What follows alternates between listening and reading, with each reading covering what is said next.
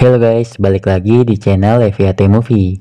Oke, kali ini gue akan merangkum alur cerita film berjudul Even Lamb Have Teeth tahun 2015. Film ini bercerita tentang dua orang wanita yang diculik sekelompok pria di pedesaan dan dipaksa bercocok tanam oleh warga desa tersebut. Oke, langsung saja kita masuk ke dalam filmnya. Film diawali dengan seorang gadis yang sedang buang air kecil bernama Katie. Kemudian Katie diajak oleh Sloan untuk berkumpul dengan teman-temannya. Setelah pestanya selesai, mereka pulang ke rumah. Saat di rumah, mereka menceritakan tentang sebuah mimpi yang ingin pergi ke New York City untuk foya-foya. Namun impian mereka harus tertunda karena nggak punya fulus. Dan mereka memutuskan untuk kerja di sebuah pertanian organik yang dikelola pamannya supaya dapat uang. Lalu keesokan harinya, pamannya bernama Jason datang untuk menjemput mereka.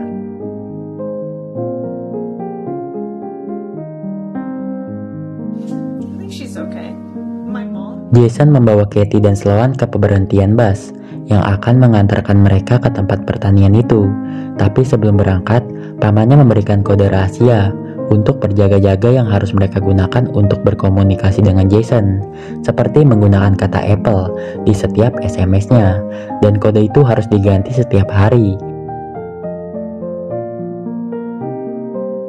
Kemudian ketika Jason pergi, mereka singgah di sebuah kafe. Di saat yang bersamaan datanglah dua cowok nih bernama Jed dan Lucas. Mereka menatap Katie dan Sloan dengan penuh hawa nafsu. Ternyata mereka tertarik nih dengan Katie dan Sloan. Lalu ajak kenalan sambil mengeluarkan jurus gombalnya. Singkatnya Katie dan Sloan ini nyeritain lah mau ke pertanian organik. Kedua cowok ini pun menawarkan tumpangan dengan alasan pertanian itu searah sama rumah mereka. Jadi mereka ikut tuh melakukan perjalanan dengan Jed dan Lucas. Cerita berlanjut ketika di dalam mobil, yang ternyata dua cowok ini nggak nganterin Katie dan Sloan ke pertanian organik, justru malah dibawa ke rumahnya nih. Lalu sampailah mereka di rumah Jed dan Lucas. Mereka pun disambut ibunya dengan senyuman, dan ibunya juga menawarkan secangkir teh bendera untuk mereka minum sebelum melanjutkan perjalanan. Akan tetapi setelah meminumnya mereka merasa pusing. Sloan berpikir mereka diberi obat tidur. Tanpa berpikir panjang, Katie dan Sloan langsung cabut dari sana, mencoba melarikan diri. Namun usaha mereka gagal nih, karena Jed dan Lucas mengejarnya dan berhasil membawanya lagi ke dalam rumah. Keesokan harinya, Katie dan Sloan tersadar, sudah berada di dalam box kontainer yang ada di tengah hutan gitu. Apalagi kondisi mereka dalam keadaan diikat dan cuma menggunakan pakaian dalam doang. Mereka ketakutan dan hanya bisa berteriak dan berharap ada yang mendengar dan bisa menolong mereka. Gak lama kemudian Jed datang nih dengan membawa sebuah senjata dan mengatakan kalau gak akan ada tuh yang dengar teriakan mereka. Setelah itu Jed menyuruh mereka menikmati fasilitas yang ada di dalam box tersebut. Kemudian datanglah pemimpin kelompok dari penjahat itu bernama Boris. Boris sedang memegang handphone Katie. Ia menyadari kalau orang bernama Jason sedang memantau keadaan keponakannya, dan dia curiga juga kalau Katie dan Sloan berkomunikasi dengan kode rahasia. Jadi Boris meminta kode rahasia yang diberikan Jason, tapi Boris nih nggak tahu ya kalau setiap hari kode itu terus diganti. Jadi ia mengirimkan pesan ke Jason dengan menggunakan kode awal yaitu Apple. Setelahnya Katie dan Sloan dipaksa mandi nih sama para pria bejat ini, dan tiba-tiba ada polisi yang datang. Yang ternyata polisi itu juga bagian dari kelompok mereka bro. Sheriff itu bernama Andrew. Sheriff itu kemudian bercocok tanam dengan Katie, sampai si Katie ini nangis karena keperawanannya diambil dua bangka ini. Nah ternyata tujuan kelompok ini melakukan penculikan terhadap dua gadis itu untuk memuaskan lovebird para pria penduduk desa setempat secara bergantian. Dimulai dengan pria brewok ini. Brewok ini memilih Sloan untuk memuaskan lovebird miliknya dan menyiksanya sebelum akhirnya diperkaos di dalam kontainer tersebut. Nah, beberapa jam kemudian datang lagi nih pria dengan menggunakan topeng babi yang lagi-lagi memilih Sloan untuk diperkaos. Sloan pun mendapat perlakuan sadis dari pria itu yang membuat itunya kesakitan dengan topeng babi yang terpakai di kepalanya. Sementara Jason merasa khawatir nih, karena ternyata keponakannya nggak ada di pertanian organik itu. Dia pun dapat SMS dari Katie dan mengatakan kalau mereka baik-baik saja. Tapi di akhir SMS-nya Katie selalu memakai kode pesan yang sama. Karena ngerasa curiga, Jason akhirnya pergi ke tempat di mana Katie dan Sloan hilang. Ia pun melaporkan kejadian ini ke kantor polisi.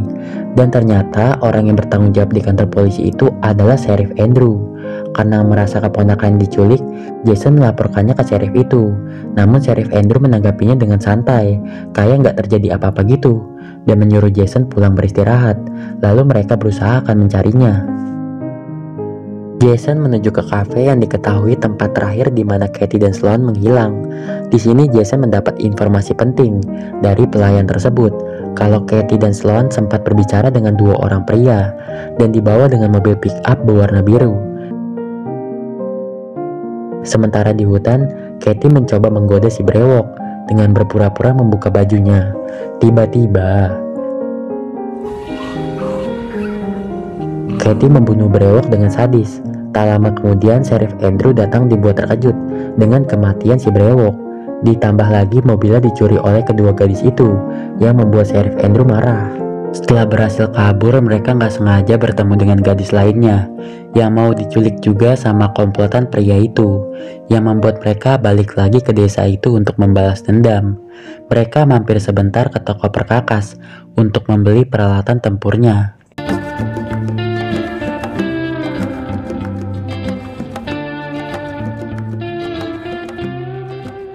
Setelah mendapat informasi dari penjaga toko, Katie dan Sloan datang ke rumah Boris dan langsung menimpuknya dengan bola paku.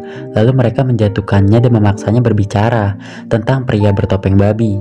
Setelah mereka mengetahui identitas pria bertopeng babi tersebut, Katie dan Sloan lanjut menyiksa Boris dengan memasukkan tongkat paku ke dalam lubang bolnya dan meninggalkannya.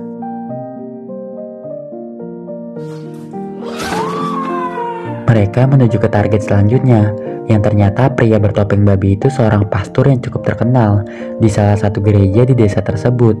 Pria ini sama sekali nggak takut saat melihat Sloan datang, dan tiba-tiba setelah pria itu pingsan, mereka lanjut menyiksanya dengan sangat kejam. Mereka menyeret tubuhnya dengan mobil sambil keliling desa, sampai bentuknya udah segitiga kotak bulat tuh. Karena pria itu masih ngoceh mulu, Katie dan Sloan lanjut membakarnya hidup-hidup.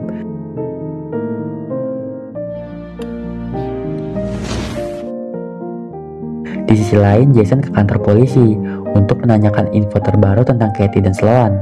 Namun ketika Jason sedang menelpon Katie, yang bunyi malahan handphone yang dikantongi Sheriff Andrew. Jason jadi tahu nih, penculikan itu ada hubungannya dengan Sheriff Andrew. Karena sudah terlanjur ketahuan, Sheriff Andrew menyandera Jason dengan menyekapnya di sebuah ruangan. Dan Sheriff Andrew ingin menikmati bercocok tanam dengan gadis yang baru ditangkapnya. Tanpa ia sadari, Katie dan Sloan berada di belakangnya, menggeprek kepala Sheriff itu. Mereka lanjut menyiksanya dengan memainkan sebuah permainan roulette dengan senjata revolver yang diisi satu buah peluru dan menembaknya secara bergantian. Sheriff itu ketakutan, lalu mereka beneran menembaknya ke kepala Sheriff itu. Mereka menyuruh kedua gadis itu membebaskan Jason dan lanjut pergi ke target selanjutnya. Jet, Lucas, dan ibunya dibius dan dikumpulkan di satu ruangan, sedangkan ibunya dipaksa melihat pembantaian yang akan mereka lakukan terhadap anaknya. Dalam keadaan terikat, Jet digeprek secara bertubi-tubi oleh kedua gadis itu sampai meninggoy. Sementara Lucas diberi kesempatan hidup kalau ia bisa menggeprek ibunya sendiri. Tetapi karena Lucas sayang sama ibunya, dia nggak berani nih. Yang akhirnya dua gadis itu menembak Lucas tepat di kelapanya. Dan terakhir ibunya disiksa dengan sadis, di mana Katie dan Sloan udah siapin mesin pemotong rumput. Dengan brutalnya Katie mendekatkan mesin itu ke arah wajahnya.